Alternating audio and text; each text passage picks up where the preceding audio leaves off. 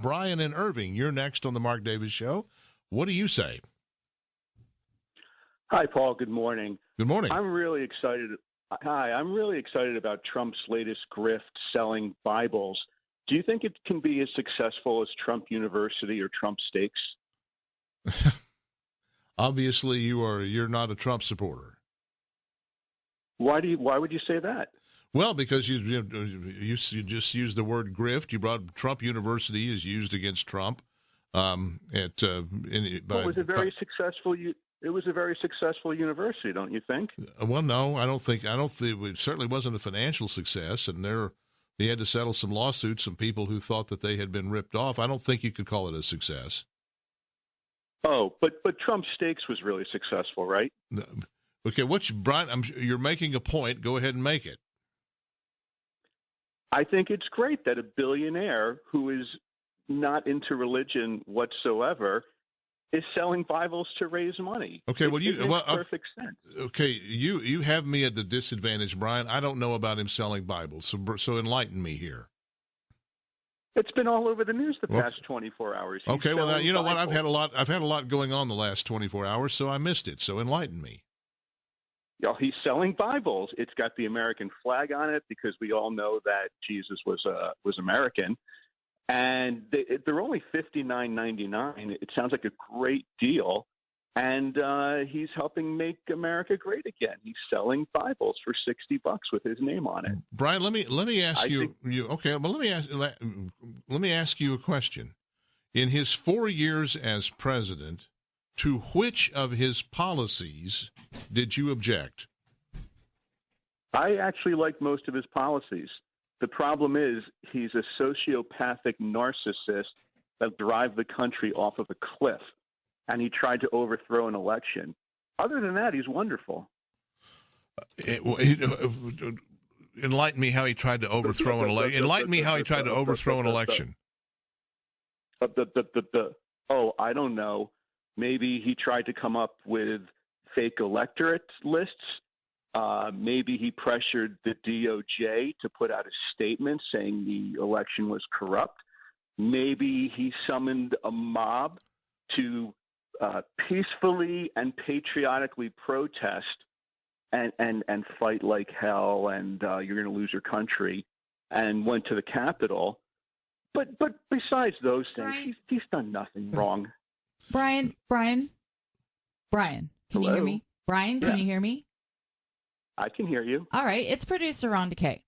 And I have this really interesting question for you of why you would call and why I have a couple of you trolls that call this show and a show that is so open to hearing other people's opinions, and we welcome all opinions. You know, we don't stack the lines. We don't only take the people that we call. But I get people like you who are disingenuous and call and tell me that you want to go live on the air to ask, oh, why is these Trump legal challenges, they're a witch hunt from DOJ. Why can't you just be honest when you call and actually tell us the reason why you call instead of whether it's me in there sitting in the chair or if I have someone sitting in for me, that you sit there and you're just so disingenuous that you're not brave enough to actually tell us the real reason why you want to come on. Why can't you just have the decency and the chutzpah to just call and say, you know what?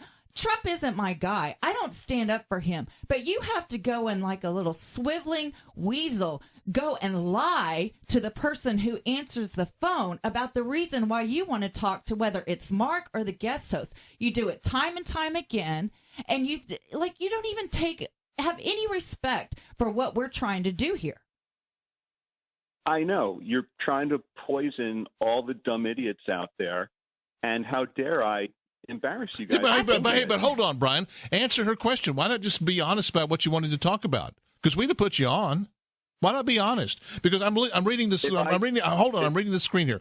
It says, Brian Irving, Trump legal cases are a witch hunt from our DOJ. I quite reasonably picked up the line thinking that's what you want to talk about. It wasn't what you want to talk about. Why didn't you say what you wanted to talk about? I still would have taken your call. Why couldn't you be honest? When you're a liar, how are you any better than what you claim that you have issues with Donald Trump? You are a liar. If I called and said, I think it's ridiculous, his latest grift of selling Bibles. Then not only would we take you, we would respect you for at least standing up for what you're saying instead of being a sniveling little liar. I would have jumped on that call because I like calls. I like taking calls from guys like you, Brian.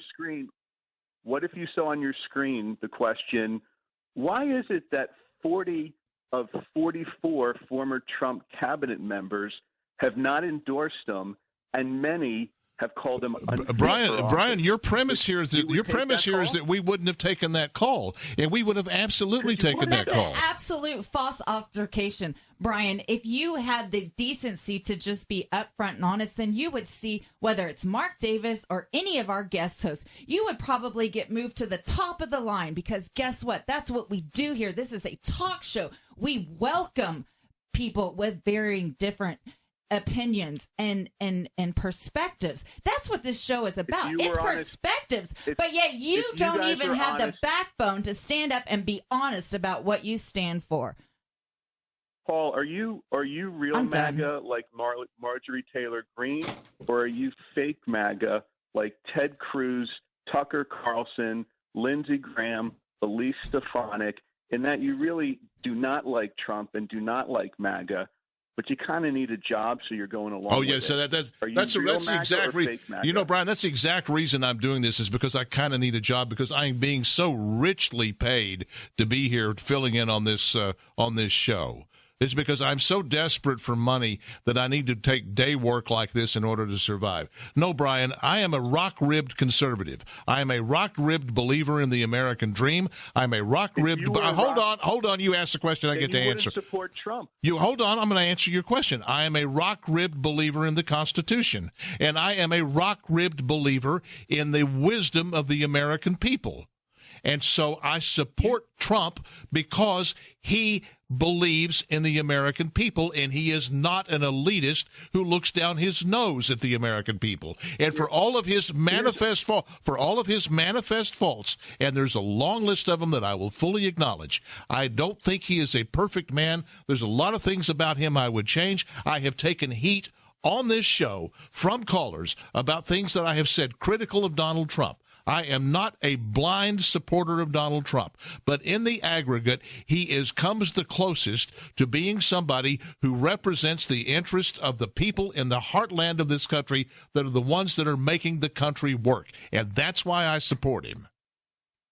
And you keep doling out the poison to those people to make them believe this nonsense. I'm doling out no poison. First of all, you call it poison if you want to. You want to disagree with me, Brian? That is your absolute privilege, and that's why we have this forum. But I don't think of it as poison. I think of it as believing in the constitutional republic that was founded on this continent 240 years ago. I believe in letting the people decide how they will be governed. I don't believe in being governed by a small cabal of elites who think they know better than us rubes out here in the sticks. That's what I believe, right. Brian. When is your next QAnon meeting? Oh, you know what, Brian? We have descended into idiocy, and I appreciate your call. Next time you call. Now, hold on. Next time, you know what? Watch this, Brian. Okay, go ahead. One last question for you. Yeah. You know what would be a good show? What? You should interview the people that wrote, there's a great white paper out called the Autocrat Playbook for 2025. I think it's by Project Democracy. You would think it was written by AOC and Pelosi and Schumer. But guess what? It was written by all staunch conservative think tank types. Okay? Why do so many conservatives see Trump as a complete danger? Because he is. Okay, the people like yourselves in the entertainment wing of the GOP, all right, you guys are going along with it because, hey, you know, who wants to be the Liz Cheney of talk radio?